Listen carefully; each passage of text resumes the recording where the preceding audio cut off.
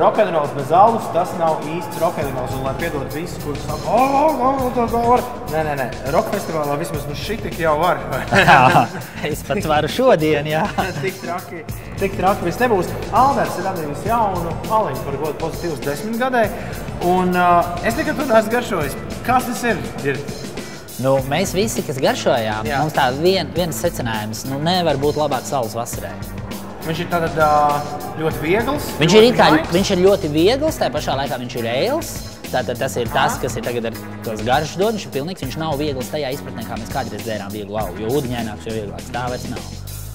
Bet viņš ir garšīgs, viņš ir pilnīgs, grādu viņam nav daudz, viņš ir ēlveidīgs un tā pašā laikā viņš ir ļoti viegli dzerās. Mums ir uztaisīta atklāta degustācija. Šī noteikumi nav godīgi. Tu esi dzēris pozitīvu salu, es nekad. Es esmu dzēris, bet sabijos, ka jūs tagad kameras priekšā liksiet to darīt. Tas ir ejos, man nav nejaunums, kas ir pārējās glābēs provējam un skatījām. Jā. Pirmais.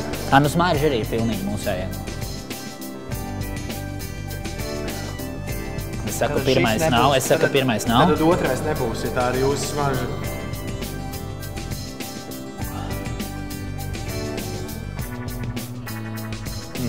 Tas ir trešais.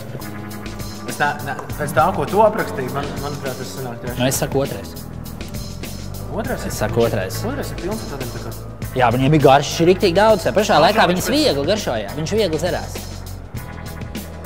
Bet es nevaru tev teikt, ka esmu pārliecināts, tā kā es nezinu pareizo atbildi.